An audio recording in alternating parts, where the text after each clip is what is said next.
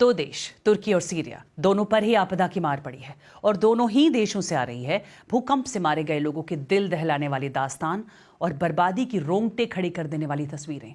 दोनों ही देशों को मदद पहुंचाने में दुनिया के कई देश जुटे हैं, लेकिन आपदा के बाद राहत पहुंचाने में कुदरत अब भी आड़े आ रही है।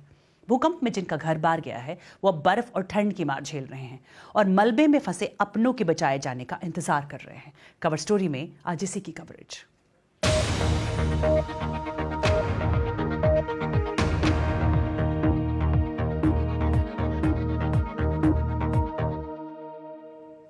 लगभग 5,000 की मौत, हजारों घायल, अब तक 8,000 को बचाया गया और हजारों अब भी मलबे में दबे हुए हैं और उन्हें बचाने की जद्दोजहद में जुटे लगभग भारत समेत 65 देश।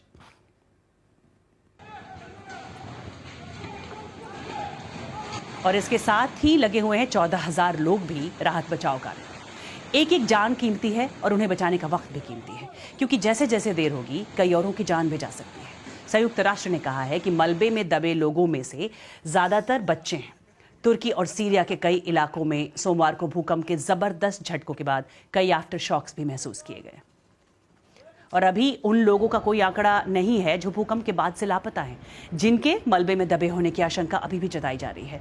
मुश्किल अभी और बढ़ सकती है, क्योंकि वर्ल्ड हेल्थ ऑर्गेनाइजेशन ने चेतावनी दी है कि तुर्की और सीरिया में भूकंप की वजह से मरने वालों की संख्या आने वाले दिनों में 8 गुना तक बढ़ सकती है। इस बीच मलबे में से एक फुटबॉलर को भी निकालकर बचाया गया। घाना के रहने वाले एत्सु तुर्की के एक क्लब के लिए खेलते हैं, उन्हें बचाया गया और दिन की रोशनी में राहत और बचाव कर्मी तेजी से काम कर रहे हैं और स्थानीय लोगों के साथ मिलकर मलबे में दबे लोगों की तलाश में जुटे हैं। भूकंप की वजह से कई इमारतें गिरी हैं और बड़ी संख्या में लोगों को रात आसमान तले खुले में बितानी पड़ी है। देखिए बीबीसी संवाददाता मरियम मुशीरी की ये रिपोर्ट। समय बहुत कम है और कई जानें बचाना है। सीरिया के civil defence group white helmets ने अहमद को सुरक्षित बाहर निकाल लिया। उनका कहना है कि अलेप्पो के उत्तर में अहमद के परिवार का घर भूकंप की वजह से पूरी तरह तबाह हो गया है। सीरिया जंग की वजह से पहले से बदहाल है। यहाँ लाखों लोग शरणार्थी बनकर रह गए हैं। अहमद उन्हीं में से एक है।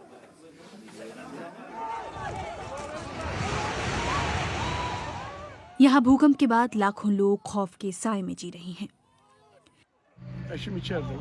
मेरी बीबी अभी भी वहाँ है।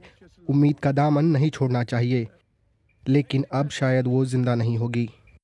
7.8 तीव्रता का पहला भूकंप सोमवार तड़के आया, जिसका केंद्र तुर्की के शहर गाजियनटेप में था।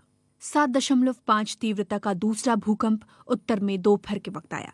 तुर्की, सीरिया, लेबनान, साइप्रस और इजराइल में रहने वाली बड़ी आबादी ने इन झटकों को महसूस किया।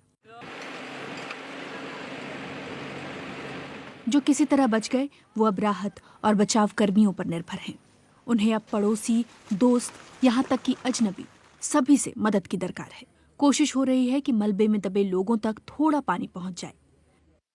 दुनिया भर से इमरजेंसी टीम्स यहाँ मदद के लिए पहुंची हैं। मलबे में दबे लोगों की खोज जारी है। जिंदा बचे लोगों के लिए आश्रय की व्यवस्था की जा रही है। कई लोग अभी तक लापता हैं।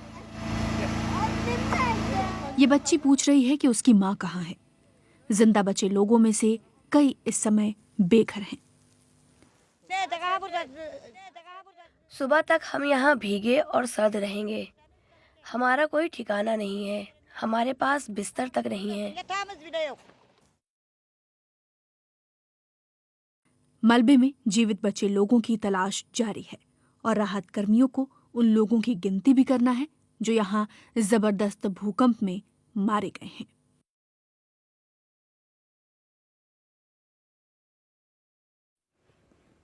भूकंप प्रभावित इलाकों के लिए अंतर्राष्ट्रीय मदद पहुंचनी शुरू हो गई है। जर्मनी की टीमें उन डॉग्स के साथ पहुंची हैं जो मलबे में दबे लोगों को ढूंढने में माहिर हैं।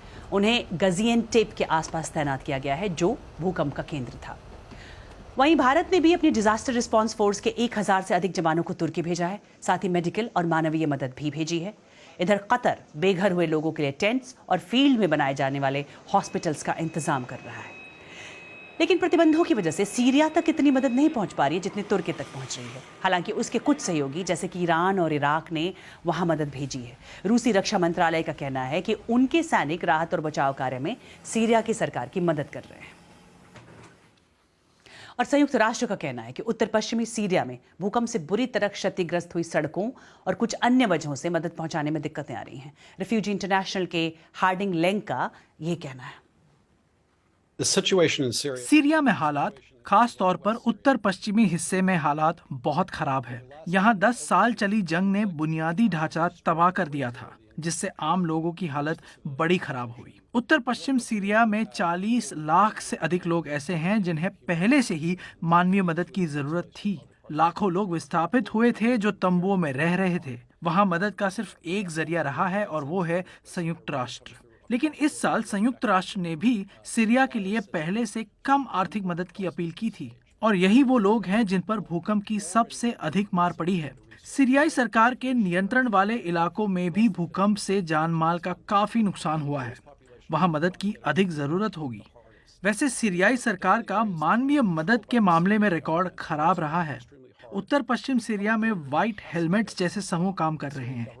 संकट की इस घड़ी में वहां के लोगों के लिए व्हाइट हेलमेट्स जैसे ग्रुप ही मदद के लिए पहली उम्मीद है। और तुर्की और सीरिया दोनों ही देशों के सुदूरी इलाकों में मदद पहुंचाना बहुत मुश्किल हो रहा है। भूकंप के कारण वहां कई सड़कें टूट चुकी हैं। भारी बारिश और बर्फ ने दिक्कतें बढ़ा दी हैं। इस पर और जानकारी दे रहे हैं बीबीसी के मिडिल ईस्ट संवाददाता टॉम बेटमैन। ये है अडान और सर्द तूफान ने इस पूरे इलाके में मुश्किलें बढ़ा दी हैं, जिसका मतलब है कि राहत और बचाव दलों के लिए काम करना और भी ज्यादा मुश्किल हो रहा है।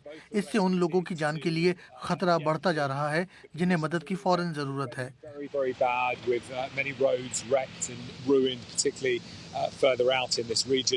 बार बार आए झटकों की वजह से यहाँ कई लोगों ने अपने घरों को छोड़ दिया है। उनके घरों को भी काफी नुकसान पहुँचा है। लोग आसमान के नीचे सो रहे हैं। 10-10 मंजिला इमारतें पूरी तरह ध्वस्त हो चुकी हैं। राहत और बचाव कर्मी अपने हाथों से मलबा हटाकर उसमें दबे लोगों को खोज रहे हैं। ड्रिल करना भी विकल्प है, लेकिन इससे मलबे में दबे लोगों के लिए खतरा और भी बढ़ सकता है। और सीरिया में सरकार ने विद्रोहियों के इलाके में राहत बचाव पहुंचाने से रोक लगा दी है। संयुक्त राष्ट्र की ह्यूमैनिटेरियन संस्था ने कहा है, ऐसे वक्त में राजनीति नहीं होनी चाहिए।